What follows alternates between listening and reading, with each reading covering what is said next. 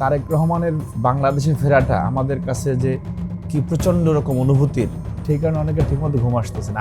আমার নিজেরও আদালতকে ব্যবহার করে তার বক্তব্য বিবৃতি সামাজিক যোগাযোগ মাধ্যমে পর্যন্ত প্রচার করা যাবে না। বাংলাদেশের কোনো প্রান্তে দেখা গেছে একটি শিশুর কোনো একটি ঘটনা ঘটেছে, তারেক রহমানের সাথে সাথে বাংলাদেশের কোনো নেতাকে ফোন দিয়ে বলতেছেন যে আপনারা যান ওখানে। মাননীয় বিচারক জনাব মোতাহার হোসেন তিনি তারেক রহমানকে বেকসুর খালাস দিয়েছিলেন 2013 সালে।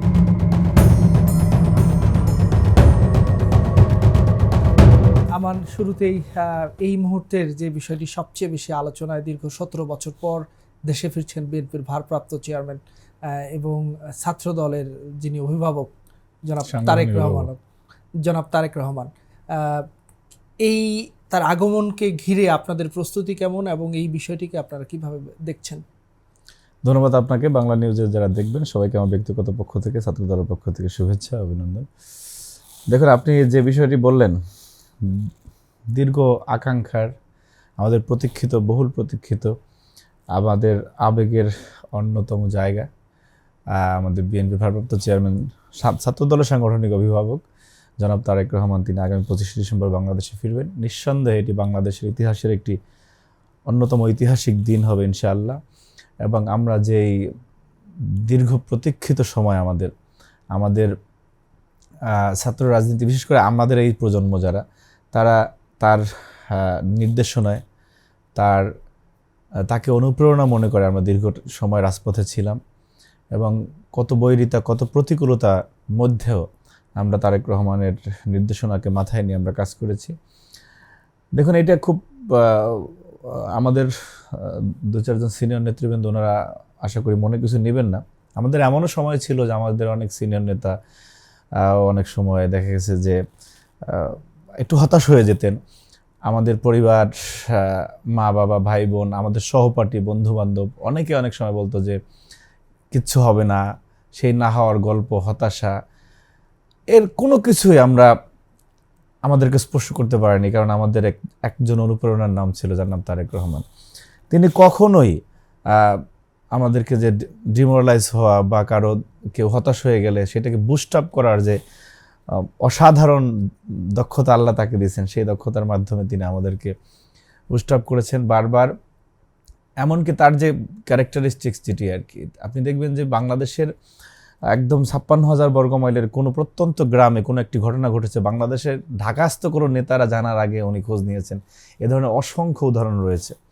সুতরাং তারেক রহমানের বাংলাদেশে ফেরাটা আমাদের কাছে যে কি প্রচণ্ড রকম অনুভূতির, সেইটা যে যথার্থ শব্দ চেনা আমার কাছে নেই। আমাদের কাছে অনুভূতিটা এরকম যে আমরা অনেক সময়, দেখুন, এটি বললে অনেকে মনে করবে যে রাজনৈতিকভাবে বলি। আপনি আপনার প্রিয় মানুষের জন্য কত বছর অপেক্ষা করেছেন। এই সমাজে আমরা দেখি যে অনেকের ভালোবাসার সম্পর্ক থাকে, অনেকের অনেক প্রত্যাশিত বিষয় থাকে। আমরা যে চণ্ডীদাস রজনীর গল্প শুনি, আমরা দীর্ঘ 17 বছর একটা স্লোগান দিয়েছি, তারেক রহমান বীরের বেশে আসবে ফিরে বাংলাদেশ। সে 12 বছরের যখন চণ্ডীদাস রজনীর গল্প মানুষ শুনে না, তার চেয়েও বেশি সময়, তার চেয়েও বেশি তীব্র আকাঙ্ক্ষা যে সেই নেতা এই স্লোগান দিতে দিতে কখনো আমাদের কণ্ঠ ভেঙে গিয়েছে, কখনো আমাদের কেউ ক্লান্ত হয়ে গেছে, শরীর খারাপ, পরের দিন আবার স্লোগান। এই স্লোগানটির পূর্ণতা, এই স্লোগানের সমাপ্তি, যবনিকাপাত ঘটবেন 25 ডিসেম্বর। আমাদের জীবনের একটি অনবদ্য ঐতিহাসিক মাহেন্দ্রক্ষণের অপেক্ষায় আমরা আছি। বিশেষ করে ছাত্রদল যারা আমরা করেছি ওনার নির্দেশনায়, ওনাকে অভিভাবক মনে করে। সুতরাং আমাদের কাছে এই দিনটি অত্যন্ত আবেগের, অত্যন্ত অপেক্ষার।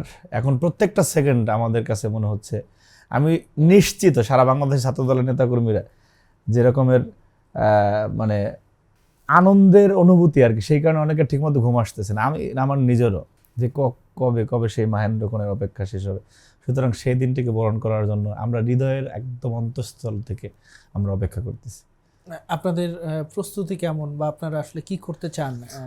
কোনো বাহ্যিক সাজসজ্জা কিছুই নেই, হৃদয়ের প্রস্তুতি। আপনি বাংলাদেশের ইতিহাসের একটি অনবদ্য দিন হবে এরকম যে, দেখুন, সকল শ্রেণী পেশার মানুষ আজকে তারেক রহমানের অপেক্ষা বাংলাদেশে।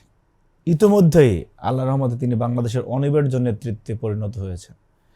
সুতরাং আমাদেরও যেরকম আবেগ আছে, আপনি দেখছেন একজন রিকশাওয়ালা, একজন দিনমজুর, কৃষক, শ্রমিক, তাদেরও ক্ষণে ক্ষণে তারা আগ্রহের বারতা জায়গায়। জানতে চাচ্ছে যে কখন, এবং যেই শ্রেণী সংখ্যা তৈরি করতে চাচ্ছে, যারা কিনা অপপ্রচার, মিসইনফরমেশন, ডিসইনফরমেশন করতেছে যে না আসতে পারবে না ইত্যাদি ইত্যাদি, তাদেরও মুখ থেমে গেছে অলরেডি। অর্থাৎ বাংলাদেশ তারেক রহমানকে বরণের অপেক্ষায় আছে। এইখানে আপনি মানে আলাদা ছাত্রদলের প্রস্তুতি, আলাদা কোনো অঙ্গ সংগঠনের প্রস্তুতি, এগুলি সব জনস্রোতে আমার কাছে মনে হয় একাকার হয়ে যাবে। সেদিন বাংলাদেশের সকল মোহনা এক মোহনায় পরিণত হবে ইনশাআল্লাহ। তারেক রহমান যখন এক পর্যায়ে দেশ ছাড়তে বাধ্য হন 2007 সালে, তখন আপনার বয়স কেমন ছিল, বা তখন আপনি কিসে পড়তেন? তখন থেকেই তো নিশ্চয়ই তারেক রহমানকে দেখেই আসছেন, তার কথাবার্তা বিভিন্ন সময়ে আপনি বাস্তবায়ন করেছেন, অনুপ্রাণিত হয়েছেন। তো এই যে ছোটবেলায় যে মানে ছোটবেলার হিরো তিনি সামনে আসবেন, এই বিষয়টা কিভাবে?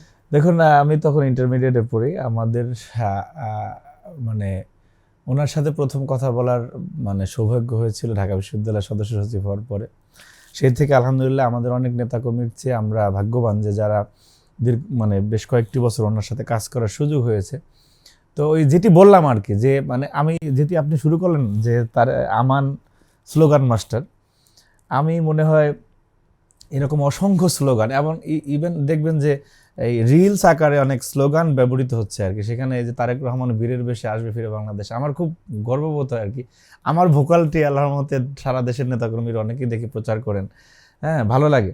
তো সেই কারণে মানে অন্যান্য নেতাকর্মীদের চেয়ে বেশি বলবো না, বাট আমি ব্যক্তিগতভাবে খুবই বেশি মানে আমার ঘুম আসতেছে না যে 25 তারিখ কবে আসবে আর কি। যাই হোক, আলহামদুলিল্লাহ দিন, এবং কিছুক্ষণ আগে সংবাদ মাধ্যমে দেখলাম যে উনি ওনার কন্যা সহ আসবেন। তো এই অনুভূতি আসলে এটা ভাষায় প্রকাশের না। আপনি যেটা বলতে চেয়েছেন যে মানে এটা আমি শুধু একা না, আমাদের ছাত্রদলের সবারই আসলে অনুভূতি একই রকমের যে নেতা আসবেন।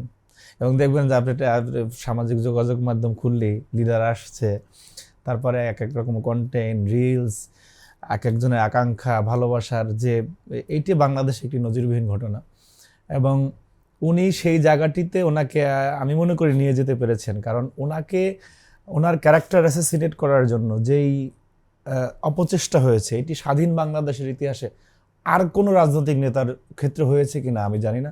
আমি নিশ্চিতভাবেই বলতে পারি হয়নি। কারণ হচ্ছে 17 বছরে এই ফ্যাসিস্ট শাসনামলে রাষ্ট্রের সমস্ত অর্গানকে ব্যবহার করে, আপনি নির্বাহী বিভাগ, জুডিশিয়ারি, সবাইকে ব্যবহার করে শুধু তারেক রহমানকে অপমানিত করার জন্য, ওনার বিরুদ্ধে একটা মামলা মানে প্রমাণ করার জন্য যে অপচেষ্টা ছিল। দেখেন, যদি তারেক রহমানকে নিয়ে যে সমস্ত বয়ান দেওয়া হয় যে আপনার হাওয়া ভবন ইত্যাদি ইত্যাদি, তার বিন্দুমাত্র কোনো সত্যতা থাকতো যে উনি কোনো ক্ষেত্রে কোনো অন্যায় করেছেন, তাহলে কিন্তু হাসিনার শাসনামলে সেটি সামনে আসতো।